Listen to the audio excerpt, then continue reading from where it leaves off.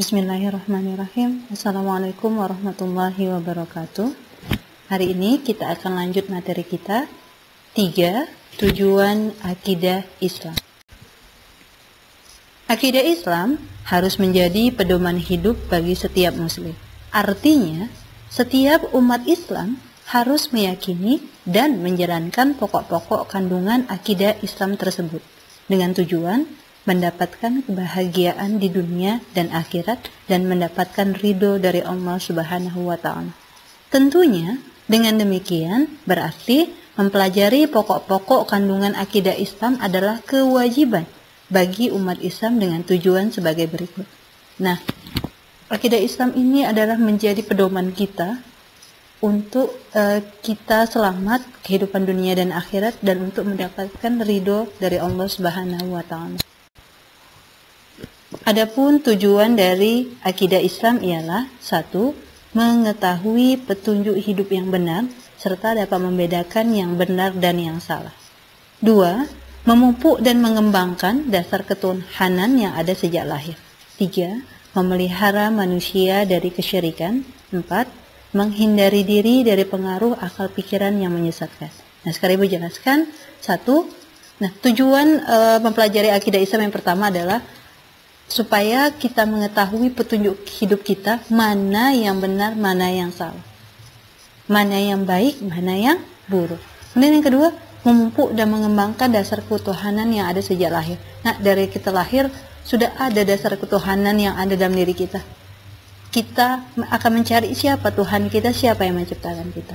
Kemudian yang ketiga, memelihara manusia dari kesyirikan. Apa itu syirik? Syirik artinya menduakan Allah. 4. Menghindari diri dari pengaruh akal pikiran yang menyesatkan. Nah, setelah kita mempelajari apa itu akidah Islam, nah insya Allah dengan mempelajari ini kita tidak ada pikiran-pikiran manusia yang akan menyesatkan kita.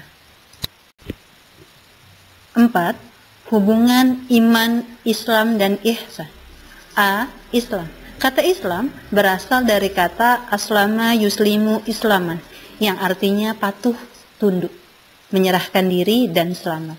Sedangkan secara istilah, Islam yaitu agama yang mengajarkan agar manusia berserah diri dan tunduk sepenuhnya kepada Allah Subhanahu wa Ta'ala. Orang yang tunduk dan berserah diri kepada Allah disebut Muslim. B. Iman. Menurut bahasa, iman berarti percaya. Sedangkan menurut istilah, iman adalah membenarkan dengan hati, mengucapkan dengan lisan, dan dilaksanakan dengan perbuatan. Orang yang beriman disebut mukmin. Nah, di sini Ibu akan jelaskan apa itu iman, Islam, dan ihsan. Kita mulai dengan Islam. Nah, Islam itu secara bahasa berasal dari bahasa Arab. Aslama yuslimu islaman artinya patuh, tunduk, menyerahkan diri, dan selamat. Nah, agama Islam adalah agama yang mengajarkan agar manusia berserah diri. Nah, berserah diri itu atau kita sebut dengan bertawakal dan tunduk sepenuhnya kepada Allah. Kita tunduk, taat, patuh.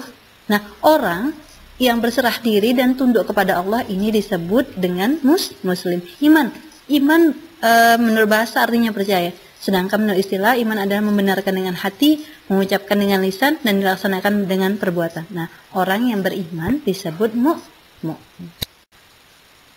C. Ihsan. Ihsan berasal dari bahasa Arab ahsan yuhsinu ihsanan.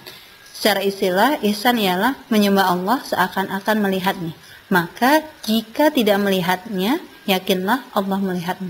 Orang yang telah berbuat ihsan disebut muhsin. Nah, ihsan ini kita ketika kita beribadah atau ketika kita melakukan sesuatu, yakinlah kalau kita melihat Allah. Dan kalau kita tidak bisa melihat Allah, maka yakinlah kalau Allah melihat kita. Kalau Allah Maha melihat apa yang dilakukan oleh hambanya. Nah, orang yang telah berbuat ihsan disebut muhsin.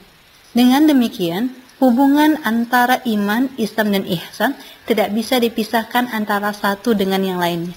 Iman sebagai petunjuk bentuk keyakinan, Islam sebagai bentuk ibadah, dan ihsan adalah sebagai bentuk berbuat baik kepada Allah maupun sesama manusia. Sekian pembelajaran kita hari ini dan tetap semangat dalam belajar. Anak Ibu, Ibu ingatkan kembali, dicatat apa yang ada di dalam materi ini.